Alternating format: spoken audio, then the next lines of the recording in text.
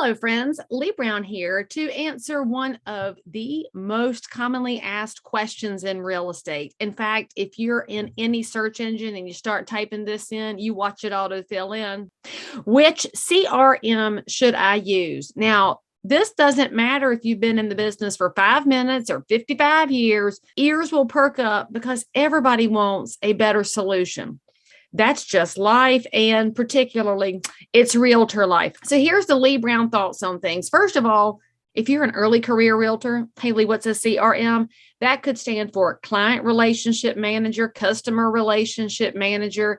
It could mean I can't remember my own name. It doesn't matter. It's essentially your list of people. Now, that list of people is going to be a combination of your sphere, which is the people you know and with whom you actually have relationship, past clients, and hopefully they're now in your sphere. It could include the person who owns the dry cleaners where you drop your clothes off. It could include the parents of the friends that your kids have, their teachers at school.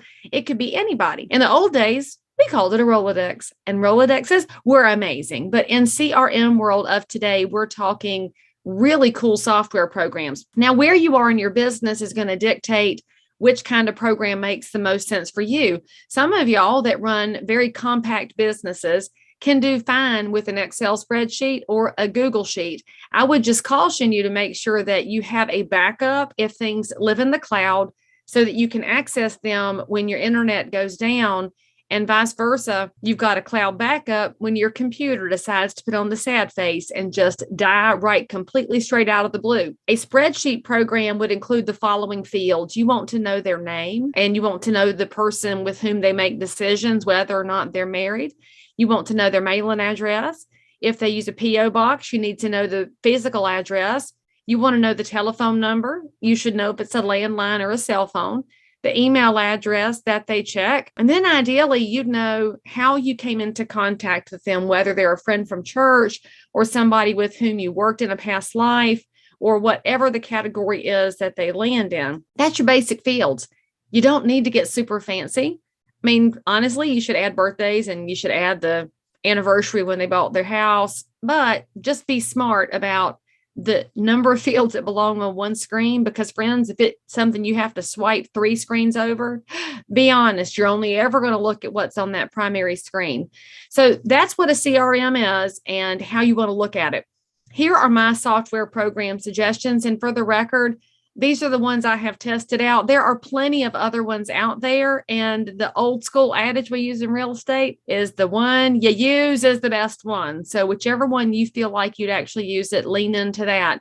In my brokerage, because I run an independent brokerage and I want to have different characteristics of a database than I would if I were a single agent in a smaller business, I use KV Core.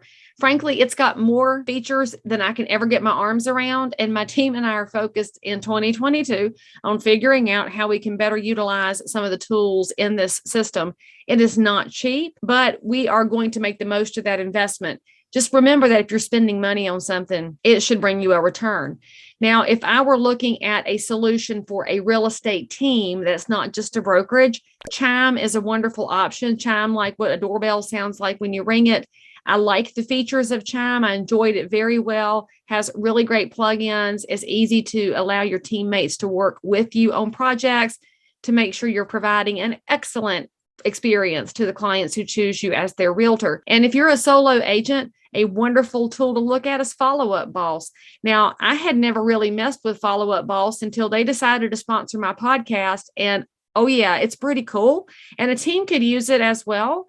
Now, to get to Follow Up Boss, they actually gave me a link for an extended free trial where you don't need your credit card. Whoop, whoop. So that's in the notes for this video. So check that out. Check out any of them, frankly, because one of the pillars of your business should be organization of the people who like you and trust you, so that you can stay in touch with them, and then they will remember you when they need that ethical, competent professional in the future.